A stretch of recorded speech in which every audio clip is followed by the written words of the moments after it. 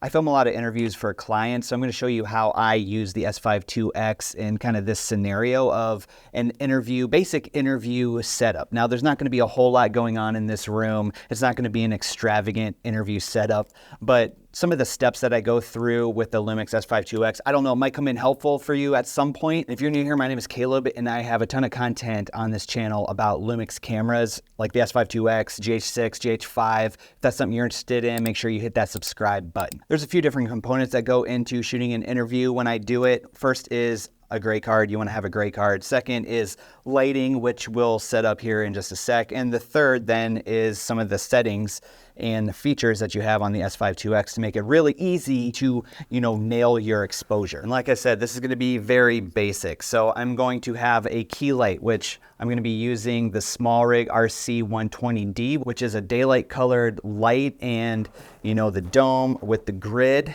My backlight back here is going to be a SmallRig 120B, which is a bicolor light, and it actually, can go to daylight all the way to more of a tungsten look.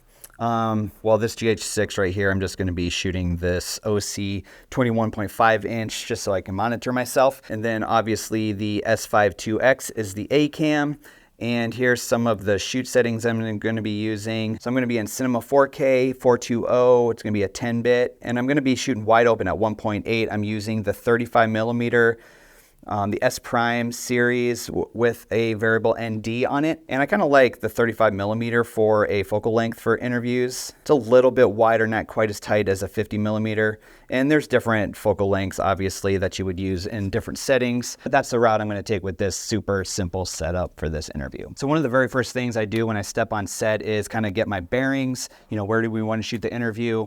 This is kind of a basic studio room. And so I just put the stool right in the middle of the room, and we're going to be shooting towards that gray backdrop. Then I kind of get the camera set up towards the direction that we're going to be shooting, and you kind of play around with it, right? You kind of move the camera around to kind of get the angle that you want. And with this setup, I'm just going to go with the cam basically straight on, and we're going to do an off-camera look. We're not going to be looking right at the camera, we're going to be looking over along the side. So now that we have the camera set up, I'm just going to place the gray card kind of right where we'd be sitting, and I kind of have the gray card like the height that I would be sitting at. So the gray card kind of represents my face. Right now I kind of see that the camera is just a little bit low, so I'm just going to raise the camera up. Because remember, that kind of represents the top of my head, and I'm not too worried right now about the backdrop on this. I would obviously kind of set the camera so that the backdrop looks nice, but for what we're doing for this purpose, we're just going to kind of just go with what we have here. So right now, the gray card kind of represents my face and the skin tone. So we want this gray card, since we're shooting in Vlog, we want this gray card to kind of measure out at that like 40 to 42% on the waveform. And so I'm going to bring in my key light, and I'm going to turn it on. All right, I got my key light on to the gray card, which remember represents my face, and I want to make sure that it is not in the shot, which you can see on the screen right there. The key light is not in the shot. And one of the things I pretty much always do is see this little, let's see if you can see it here. See this little square right up here on that gray card? That is my luminance spot meter, which I always use to kind of measure my exposure. And what I want this down here, the stop level to be, I want this to be 0, 0 of a stop level. So what I'm actually going to do is, since I have my camera basically set where I want it, I will have it at f1.8. And then from there, I can take my variable ND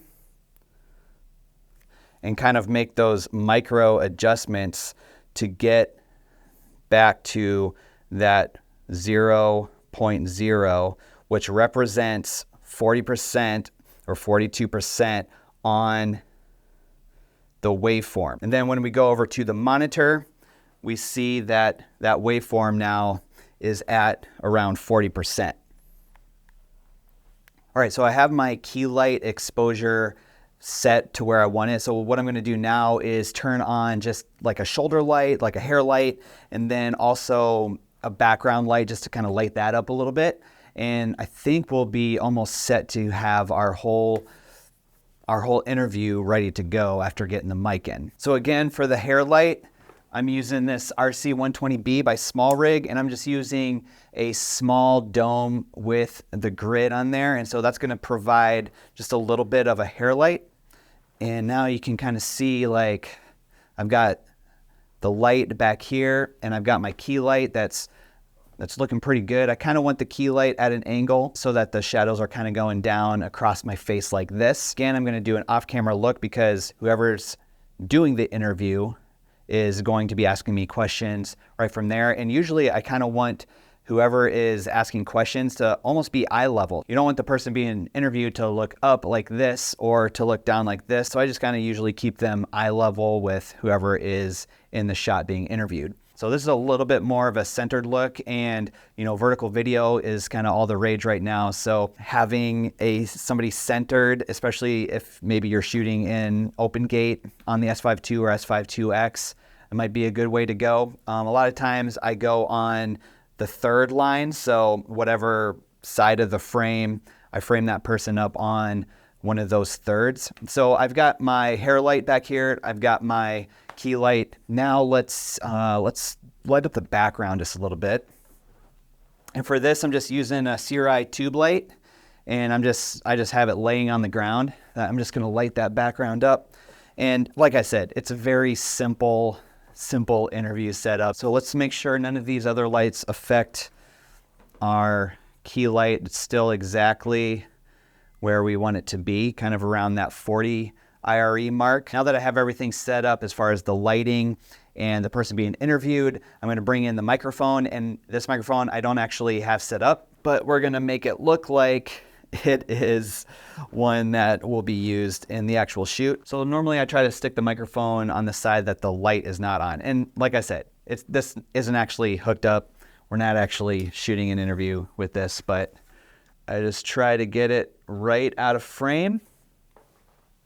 And then I'm about a hang 10 away from the mouth, so that's a good position for the microphone. Kind of pointing down, I'm using the shotgun. I'm using the Sennheiser MKE 600, which is, it's a fairly decent microphone for the most part. It's not the top of the line, and it's not a total crapshoot of a microphone either. So one thing that I have not mentioned yet using this S5 IIX is that on this interview shoot right here, I am so happy with the autofocus on this that I am fine using it in an interview session like this, especially if you don't have a super busy background or anything like that. Even wide open at 1.8 on that S Prime, I am totally fine and comfortable relying on the S5 IIX autofocus. And what I'm using is the Human Detect full area, and I've been using it a lot on interviews. I've been using it a lot for my own talking head stuff, and to me it's been working great, and I really haven't had any issues with it. So again, this is a simple interview setup. Not a ton went into